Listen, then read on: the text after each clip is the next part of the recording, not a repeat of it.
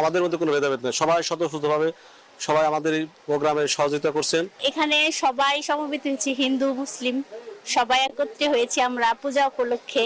এই প্রদীপ প্রজ্বলনের মধ্য দিয়ে সকলের হৃদয়ে ছড়িয়ে পড়ুক কালী মাতার শ্রীচরণের প্রতি শ্রদ্ধাঞ্জলি, সকলের মধ্যে ছড়িয়ে পড়ুক মঙ্গলের ধ্বনি। মানিকগঞ্জের ঘিওরে উৎসব মুখর পরিবেশে অনুষ্ঠিত হলো সনাতন ধর্মাবলম্বীদের ঐতিহ্যবাহী বাৎসরিক উৎসব শ্রী শ্রী কালী পূজা ও ভক্ত সমাবেশ।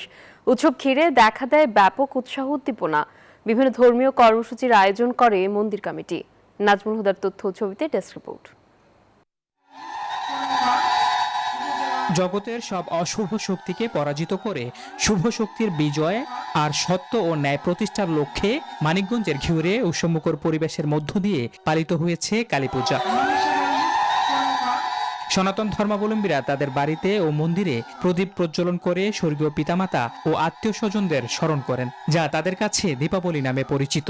মা জগৎ জননী, মা সর্বজননী, মা যে সবাই মঙ্গল করে, জগৎ জীব সবাই মঙ্গল দেখে। দেশের শান্তি চাই, মানে আমাকে বাস কাজ তারা জানি ভালোভাবে থাকতে পারে, এই করতে পারে। আমাদের মধ্যে কোনো ভেদাভেদ নেই, সবাই স্বতঃস্ফূর্তভাবে সবাই আমাদের এই প্রোগ্রামে সহযোগিতা করছেন। এখানে সবাই সমবেত হয়েছে, হিন্দু মুসলিম সবাই একত্রে হয়েছে আমরা পূজা উপলক্ষে।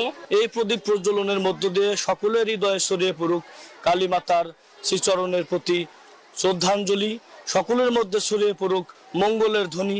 প্রধান অতিথি ও প্রধানমন্ত্রীর বিশেষ সহকারী বাবু বিজয়কান্তি সরকার দীপাবলির উদ্বোধন করেন। বলেন, নিজেদের মনের সব কালোকে দূর করে দ্বন্দ্ব সংঘাত ভুলে সবাই যেন সম্প্রীতির বন্ধনে একে অন্যের পাশে দাঁড়ায়।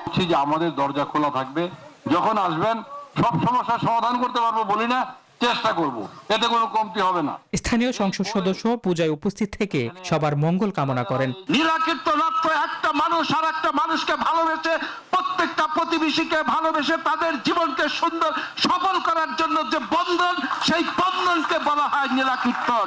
সহস্র প্রদীপ জ্বালিয়ে দেশ ও জাতির মঙ্গল কামনায় শেষ হয় পূজা। Desk report, news 24।